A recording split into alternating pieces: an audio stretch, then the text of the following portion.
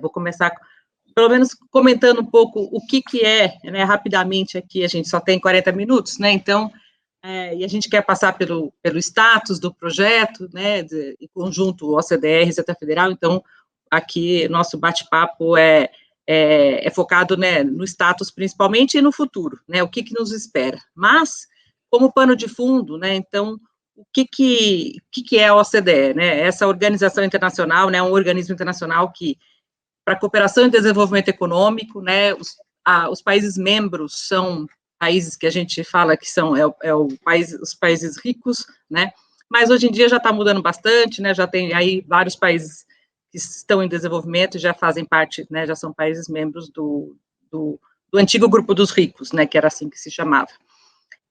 Como eu comentei, ele é uma organização internacional, né, ela visa constituir políticas de boas práticas, né, que melhore a vida das pessoas. Então, eles até colocam, né, melhores políticas para uma vida melhor, né, então, ela não traz regras, ela traz diretrizes, né, e cada país membro, então, para fazer parte, ele tem que adequar a sua legislação interna a essas diretrizes, né, porque faz sentido, então, que todos os países membros sigam essas diretrizes de boas práticas internacionais, na parte de tributação, evidentemente, e para que, então, a gente tenha um senso comum, né, uma diretriz uniforme, regras uniformes, né, e alinhadas com as diretrizes da OCDE. No Brasil, a gente, na nossa exposição de motivos, lá na Lei 9.430, né, que foi a que introduziu o preço de transferência no nosso ordenamento jurídico, lá no final de 96, tem lá na exposição de motivos que as nossas regras foram inspiradas, né, nas diretrizes da OCDE.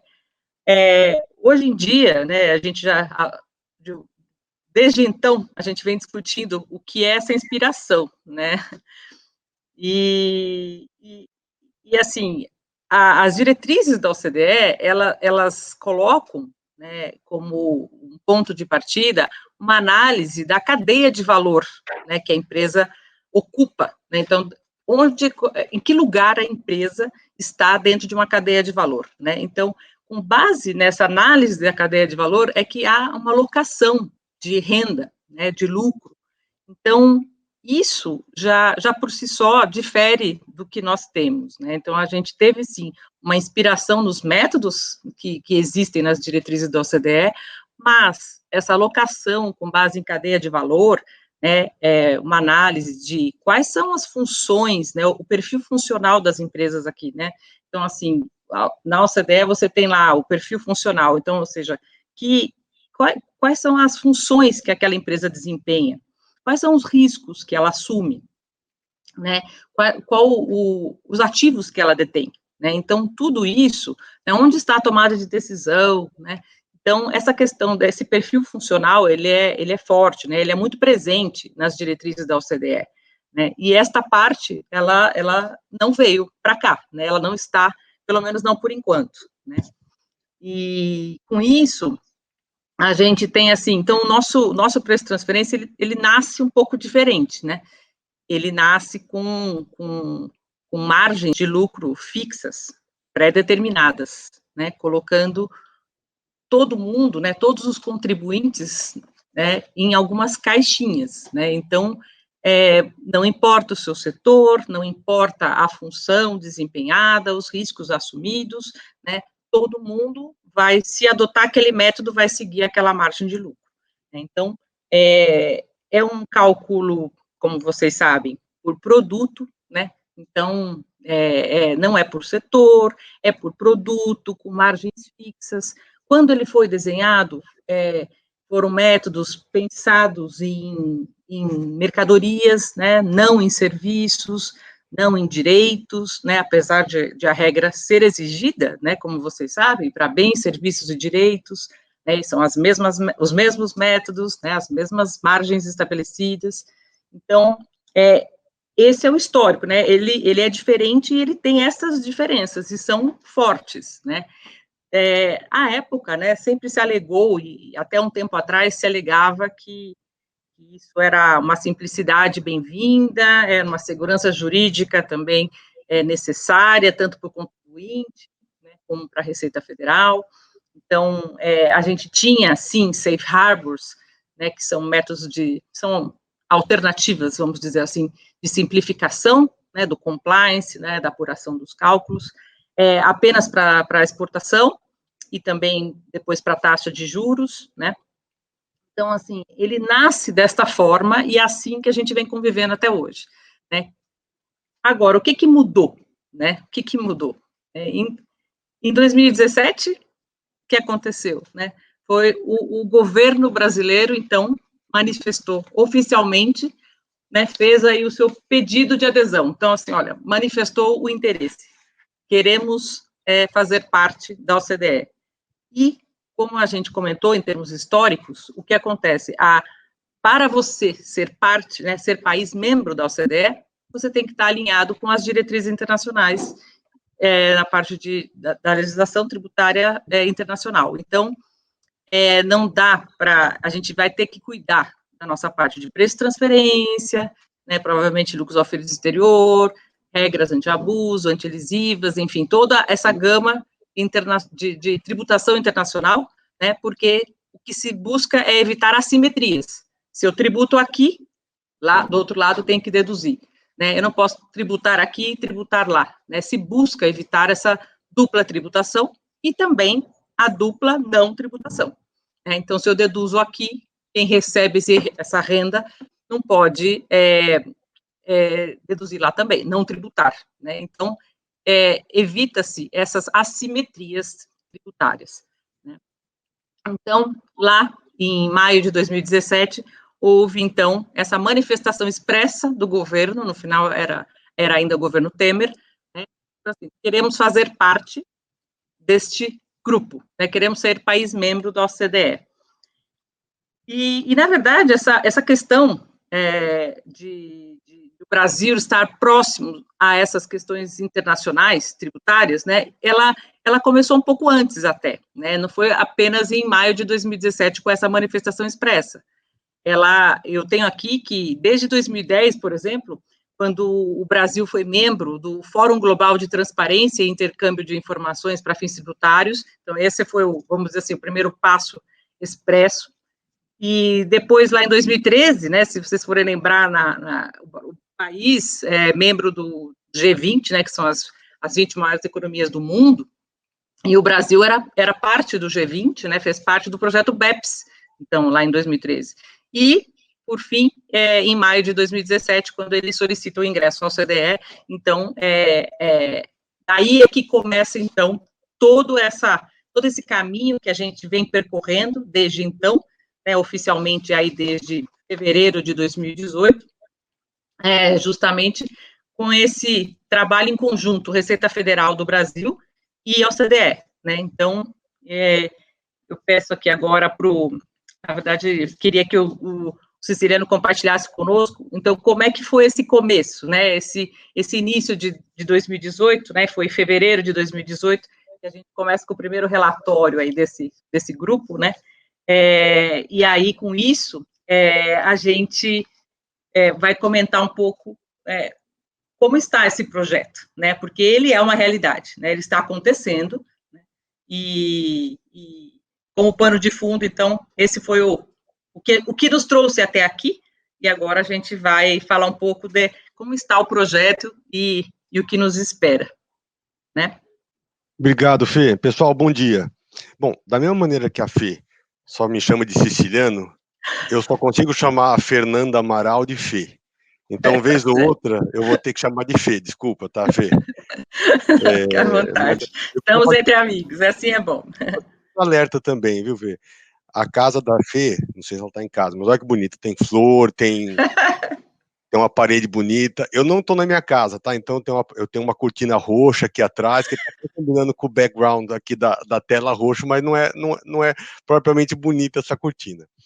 Mas, enfim, falar um pouco do projeto, né? O que é esse projeto? Bom, primeiro, eu acho legal a gente lembrar que a OCDE, ela é um clube, um grupo de governos. Então, eu costumo brincar que ela é a Receita Federal da Receita Federal. Ou seja, é um clube de governos, é um clube de autoridades fiscais. né, na parte que cuida de tributos. Tem outras questões também que o CDE se preocupa, mas na parte de tributos, ele é um clube de fiscos. Né? Então, muita gente acha que aderir ao CDE vai garantir um ambiente mais amigável aos empresários. E nem sempre é assim, porque eles têm interesses claros de arrecadação. Né? Então, além de a OCDE ela tem um grande grupo de países que são ditos ricos, como a Fernanda falou, ela tem alguns, por exemplo, o México já é membro do OCDE há bastante tempo, a Colômbia, né, até onde eu sei, é o único país da América do Sul que é membro do OCDE, são 37 membros. A Colômbia aderiu oficialmente só no ano passado. Né? E tem um histórico aí que a Colômbia ela iniciou o processo de adesão em 2013 e aderiu em 2020. Veja bem, o processo de adesão não é o que nós estamos fazendo aqui. A gente manifestou o interesse de fazer parte. Vocês devem ter visto nas notícias ano passado que o Brasil queria o apoio do Trump. Pessoal, isso aí é apoio do Trump para a gente começar a bater na porta da OCDE e dizer que a gente está interessado em começar o processo de adesão. Então, tudo que a gente tem aqui, que, conforme a Fê falou, começou em 2017, né, com o anúncio do governo Temer, que queria fazer parte, a gente nem começou o pedido oficial. Então, isso aí mostra para a gente que há um longo caminho ainda a percorrer, caso a gente ainda queira, tá? Já passamos aí 2 governos e a gente acha que isso vai atravessar outros governos. Pode ser que venha outro governo que talvez não tenha um interesse político de participar, né? Mas, enfim, eu acho uma coisa interessante também, que a gente está avançando muito no projeto, que eu já vou relatar daqui a pouco para vocês, a gente está avançando muito nas discussões de preços de transferência, de maneira que eu acho que, ainda que a gente postergue o ingresso, postergue o processo de adesão, ou que eventualmente nem venha fazer parte, eu acho que é meio que inevitável que a gente tenha uma alteração legislativa no sistema brasileiro de preço de transferência. Então, o lado bom disso tudo é que eu acho que, ainda que a adesão ao CDE esteja parada, vamos dizer assim, ou em marcha lenta, o projeto de preço de transferência está avançando tanto que eu acho que ele meio que se descolou. Então, eu acho que nós que trabalhamos com esse tema, eu, a Fernanda, muita gente aqui, eu acho que a gente vai se beneficiar, porque o projeto vem com mudanças, né? Sem querer fazer um juízo se são mudanças para melhor ou para pior, tal, mas eu acho que de alguma maneira o Brasil vai se alinhar, ou vai pelo menos se aproximar de regras internacionais, e isso é muito bom para todos nós que trabalhamos na área, né? Bom, o projeto. O projeto teve, bom, então o Brasil manifestou interesse em 2017, eu não lembro que mês, você lembra, Fê, que mês? Maio de 2017, então, maio de 2017. Quando foi fevereiro de 2018, comecinho em 2018, na verdade, a gente foi pego de surpresa, quando eu digo a gente, a comunidade que trabalha com isso, porque a gente foi convidado, ou pelo menos foi anunciada, que haveria uma reunião entre OCDE e Receita Federal. Você lembra disso, Fê? No comecinho de 2018, acho que você foi, ou se você não foi, você foi convidada. Eu lembro que a gente conversou sobre isso, né? Então, ia haver uma reunião. Pessoal, e a gente não tinha a tradição de reuniões online, como a gente está tendo agora o Congresso. A reunião, ainda que existisse já reunião online, claro, mas a reunião implicou que veio um pessoal da OCDE, baixou aqui em Brasília. O pessoal da OCDE veio, baixou em Brasília, e no auditório da CNI, houve essa reunião. Muito bacana, veio muita gente de São Paulo, muita gente que trabalha com transfer price. Pô, vamos ver o que os caras vão falar. Né? Veio o pessoal da Receita, veio na época veio o Meirelles, né? Porque estava havendo uma visita oficial do secretário-geral da OCDE, aqui, o Ângelo Ria. Então, a reunião foi aberta por eles e depois ficou o bate-bola entre os técnicos de transfer pricing, de preço de transferência, Receita Federal e OCDE. Né?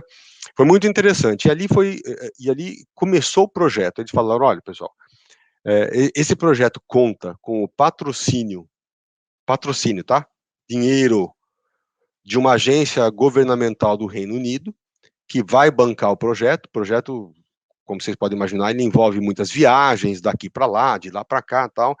Então a gente tem o interesse, ainda que não está muito esclarecido, do Reino Unido, né, que financiou, que custeou esse projeto.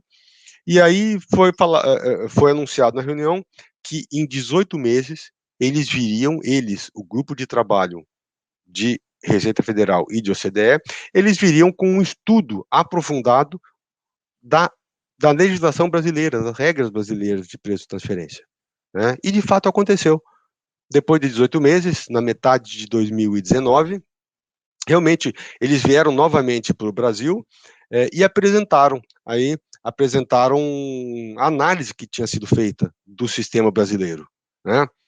E foi uma reunião longa, foi uma reunião de dia inteiro, e em resumo, eles falaram, quando eu falo eles, pessoal, é Receita Federal também, tá? Teve uma declaração conjunta dos dois.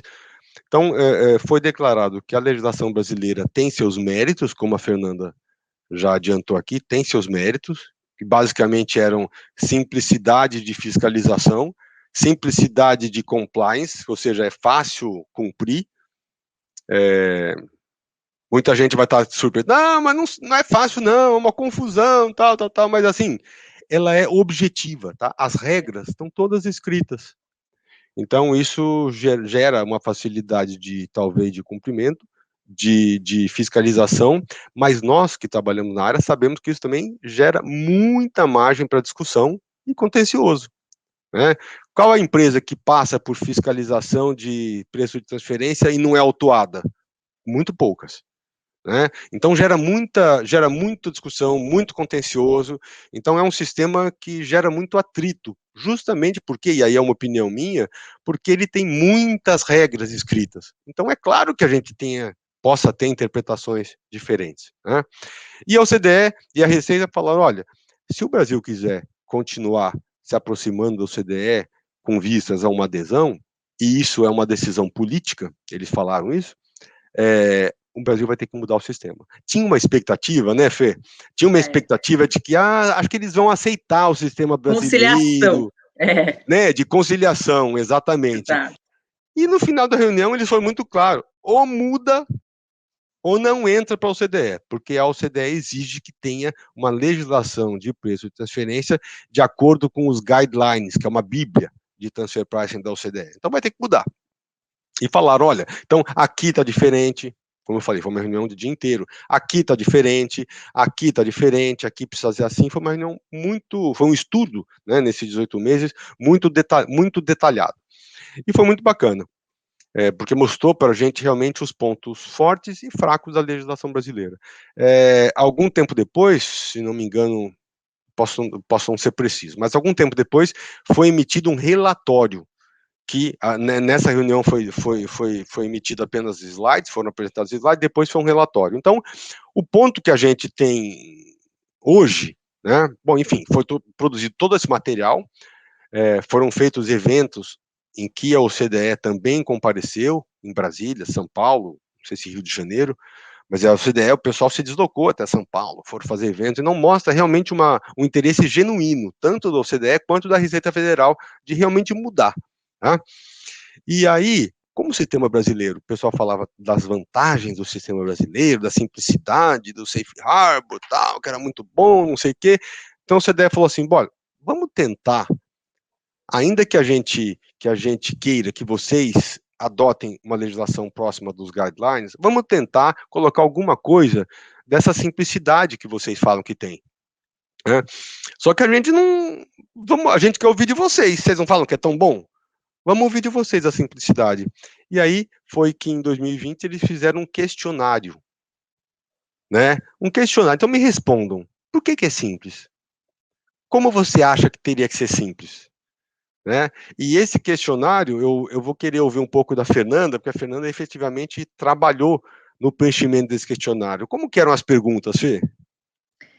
Então, esse questionário, ele veio, né, para que, então, ou as empresas, ou as associações, e aí, na verdade, quem quisesse responder, né, era para justamente falar assim, olha, então, no seu negócio, na sua atividade, o que seria um safe harbor, né, ou seja, uma regra de simplificação, né, e também tinha, no final, algumas perguntas sobre o APA, né, o APA é um acordo prévio de preços, né, mas isso é para o futuro, né, o safe harbor seriam regras de simplificação dentro de cada atividade, e no final, né, a gente atuou em algumas associações, né, junto com apoio externo, né, porque, veja bem, o que nós, brasileiros, conhecemos de regras da OCDE? O que a gente lê, vivências que a gente teve trabalhando fora do Brasil, né, eu tive alguma experiência, né, trabalhei no México, e lá já era OCDE, desde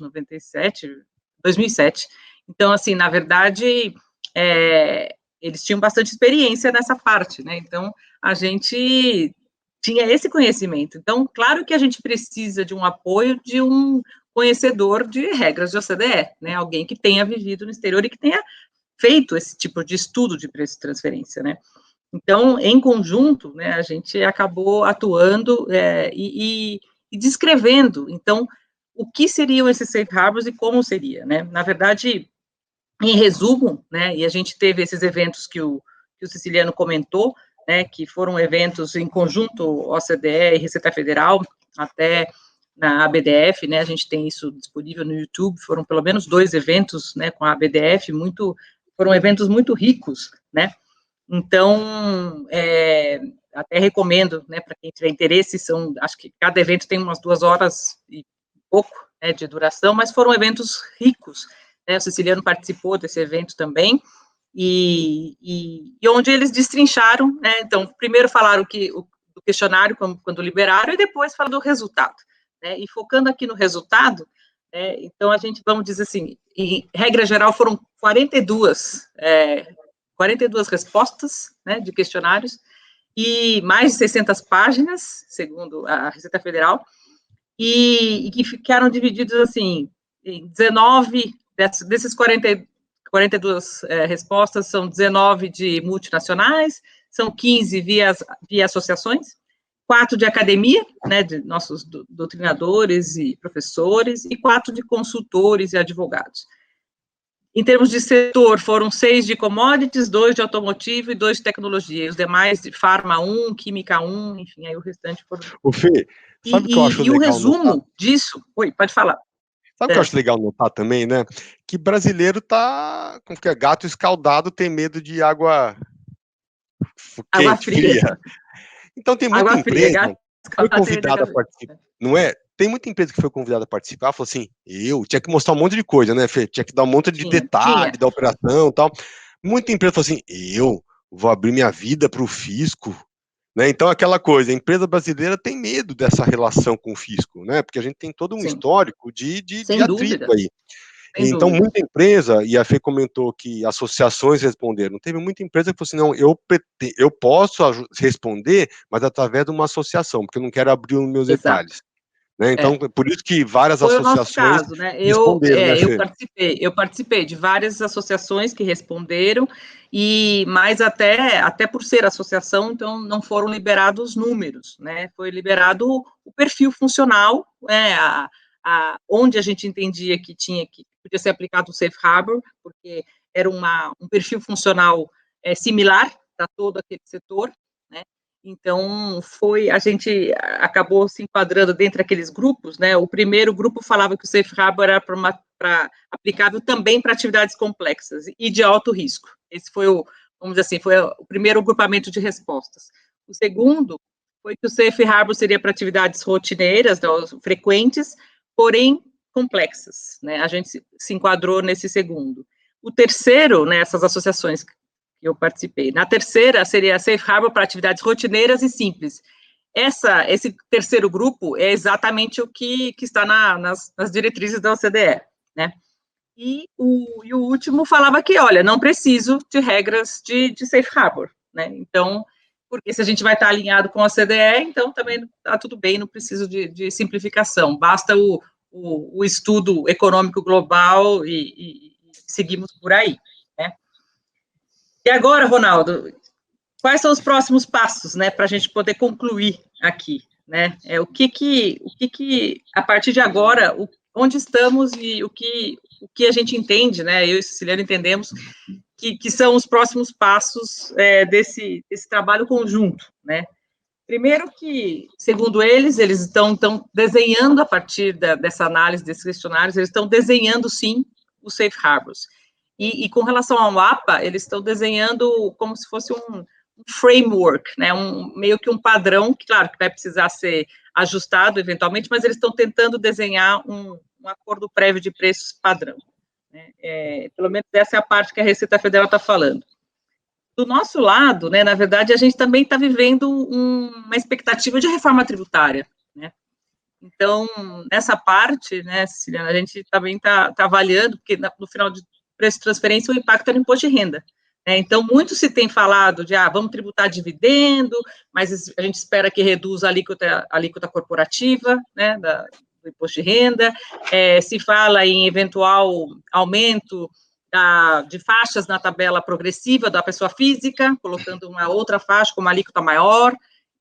Então, tudo isso eu acho que vai ser combinado com também o que vai ser mudado na regra de preço de transferência, né? E como vocês sabem, para mudar, vai ter que ter alteração na legislação. E se tiver aumento de carga tributária, se for emitido esse ano, lei ordinária, enfim, até uma medida provisória, tem que ter todo o trâmite aí de 6 meses, né, para que possa valer a partir do ano calendário subsequente, né, então, tem o princípio, né, tanto da legalidade como da anterioridade, né, então, há muitas questões e, enfim, para resumir, a gente não imagina que talvez ainda dê tempo em 2021, eu acho que está um pouco apertado.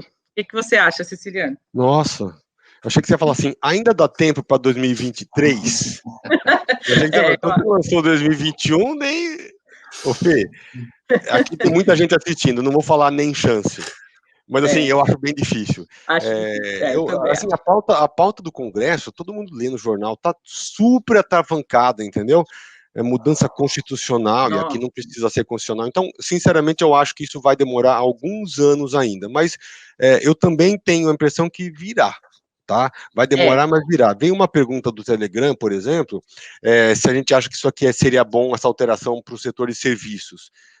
Eu acho o seguinte, a legislação brasileira, o sistema brasileiro de transfer pricing, eu acho, e é uma opinião pessoal minha, tá, que uma das piores coisas, a par das questões dos métodos, dos safe harbors e tudo mais, questões muito técnicas, ele não se adequa a intangíveis, a serviços, tá? Que é o futuro da economia. Então, eu acho, que para quem fez a pergunta, eu acho que sim, vai ser bom para o setor de serviços, eu acho que vai inserir o Brasil num contexto mais internacional, tá bom? Infelizmente, a gente não tem muito tempo para... E eu acho também nessa parte de serviços que provavelmente viria esse safe harbor para isso, né? Esse seria um setor de serviços administrativos, né? Sabe, essa parte rotineira, com baixo risco. Eu acho que o safe harbor também, para essa parte, se adequa bastante. Tá? É uma expectativa, na verdade, é só um entendimento nosso, né? Mas eu acho que sim. O que me chama muito a atenção do que vocês falaram, a Fernanda ressaltou no início, que a ideia das regras fixas seria ótimo para a gente ter uma segurança jurídica, né? E aí, quando o Siciliano começou a falar, ele falou assim, olha a quantidade de discussões contenciosas e polêmicas que a gente tem. Então, a gente aqui no Brasil, a gente parece que a gente vive numa doideira sem fim, né? Porque acaba colocando, né, as nossas regras acabam colocando diferentes contribuintes nas mesmas caixinhas. Então, isso só pode gerar contencioso tributário, né? Então, esse é o problema, eu acho. Gente, muito bom. Desculpa, o nosso tempo realmente é curto, mas eu queria agradecer demais. Eu acho que valeu muito. Com relação a esse assunto da OCDE, é o que eu sempre digo, se a gente conseguir chegar antes da Argentina na OCDE, a gente já vai estar muito feliz, né? Mas eu queria agradecer, eterna rixa. Gente, queria agradecer demais, Fê, Siciliano, vocês sempre são ótimos. Obrigado, Ronaldo. Trazem muito conteúdo, tá? Eu gostaria apenas de fazer um pedido para vocês a próxima vez, tomem cuidado com esse assunto do background, tá? Porque o meu costuma ser muito polêmico, tem a Elza, tem a Ana, enfim, é um background um pouco polêmico, tá bom? Mas não chega nem perto no da Fê. Gente, obrigado mais uma vez. Obrigado, Ronaldo. Obrigado. Obrigada, pessoal. Bom evento para todos aqui. Bom evento para todos aí. Gente. Espero que tenha agregado para vocês, pessoal. Com certeza, com certeza. Tchau, tchau. Obrigado, gente. Tchau, tchau. Um abraço.